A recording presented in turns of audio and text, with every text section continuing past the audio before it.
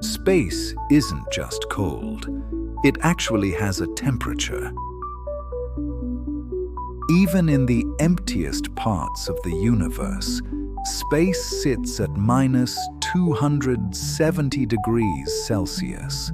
That temperature comes from leftover radiation from the Big Bang, called the cosmic microwave background. It's basically the afterglow of the universe itself, and no matter where you go, you can't escape it.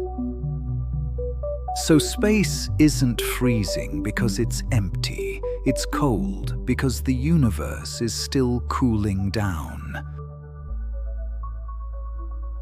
Follow for more terrifying cosmic facts.